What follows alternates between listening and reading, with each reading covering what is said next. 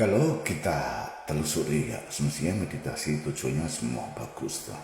Cuma yang membedakan motif awal, niat dan tujuan ya, biar maupun disadari nggak disadari.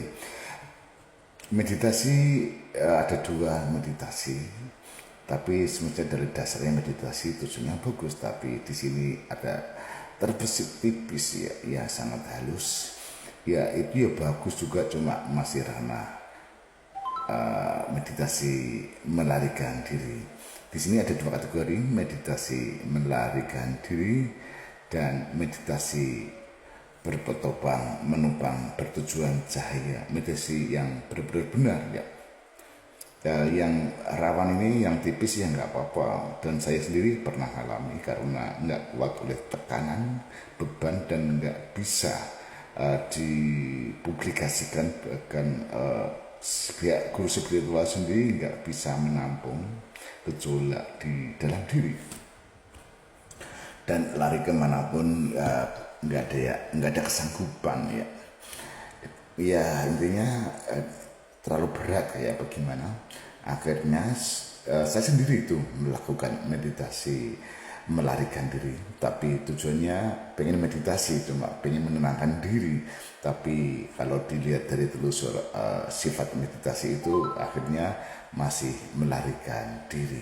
Tapi itu solusi yang harus saya terima, dan solusi itu satu-satunya jalan yang bisa menyelesaikan diri kita sendiri, apalagi urusan dalam kan diri kita sendiri. Di luar nggak bisa, guru apapun nyatanya nggak bisa menghabiskan waktu, dan habiskan malah bisa jadi terkontaminasi dengan persepsi dan pemahaman yang salah.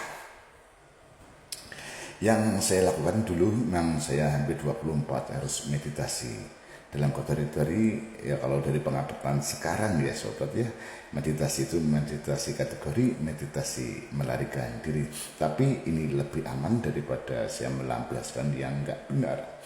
Tujuannya pengen mendamaikan diri atas tekanan gejolak batin yang begitu dahsyat. Ciri-ciri meditasi ini memang utama dipakai untuk kabur dari rasa yang tidak enak, tertekan, nggak ada solusi, nggak ada penyelesaian.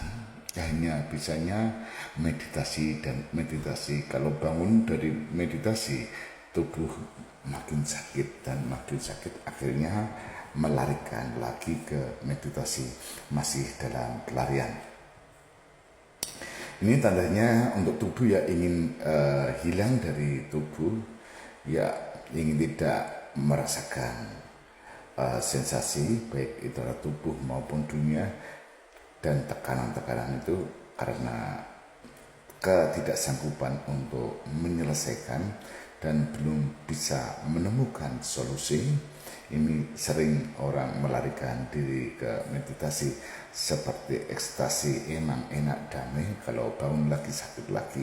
Tapi jalan satu-satunya itu boleh, tapi yang dirubah tuh niatnya dulu. Dulu kalau tertekan tuh langsung meditasi, ketertekan lagi meditasi sampai 24 jam, kalau enggak meditasi pasti sakit. Ya, emang semua itu bertahap. Setelah meditasi, masalah lenyap sendiri emang sih. Ya, akhirnya plong gitu, tapi kita dihadapkan dengan dunia lagi, terkena lagi. Di sini memang sering muncul rasa di atas manusia karena kita udah merasakan deep, yang sangat deep memang sih. Karena kita tujuannya melarikan diri, melepaskan tekanan ya. Ini salah diniat ya.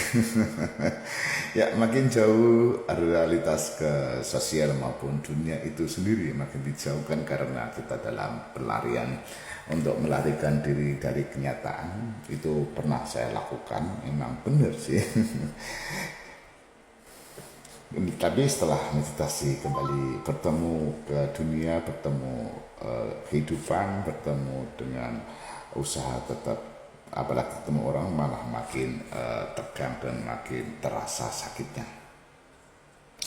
Di pola batin ini tidak mau berhadapan dengan realita maupun ingin melarikan diri dan hilang aja, dan nggak mau hidup di dunia, seolah-olah melarikan diri dengan kenyataan itu memang saking beratnya pressure ya.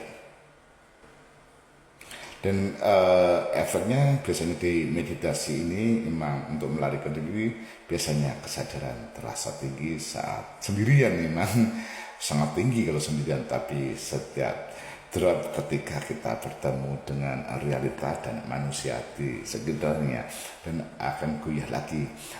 Dan makin saya sendiri makin waspada, trauma tetap hidup di dalamnya. Ini sering dilakukan, ya nggak apa-apa, tapi udah memahami. Tapi lebih baiknya kita harus paham apa itu meditasi, niat apa, atau tekanan apa enggak, apa gimana gitu. Intinya kembali ke diri kita. Fungsi meditasi kategori melarikan diri atau kita emang berpegang pada cahaya. Yang kedua ya, meditasi yang bertopang ke cahaya ya, bukan untuk kabur semestinya. Ini meditasi murni, ini untuk menguatkan diri supaya bisa kembali ke dunia dengan hadir dan sadar.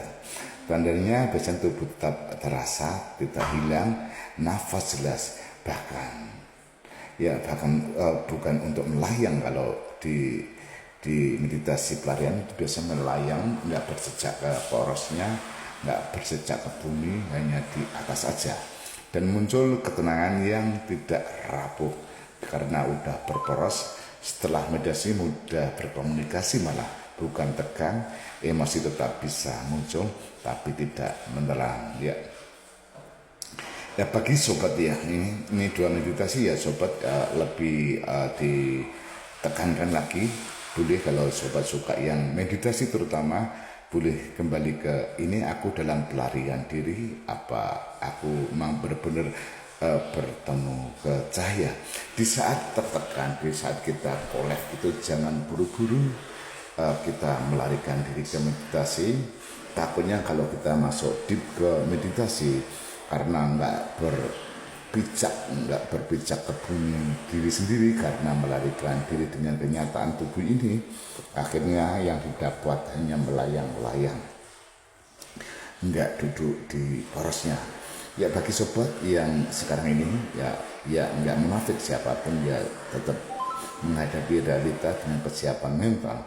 Kalau kita kembali ke niat dulu sobat, saat tertekan tuh biarkan tertekan, terima dulu, habis pada mereda tuh baru dimeditasikan.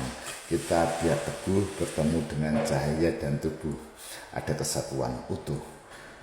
Biar nggak melayang, ya kembali ke niat, periksa niat tujuannya apa. Di saat-saat lagi tegang, tertekan, jangan buru-buru.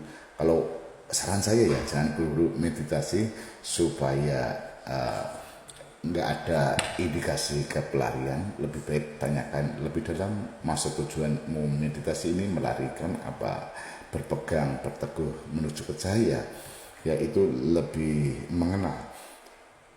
Takutnya asal ikut-ikutan meditasi saat tertekan, ya deep juga tapi enak, tapi hasilnya melayang dan bahkan makin menjauh dengan realita kehidupan. Ya gitu sobat, lebih waspada. Niat tujuan meditasi ini apa? Tanyakan ke dalam diri sendiri.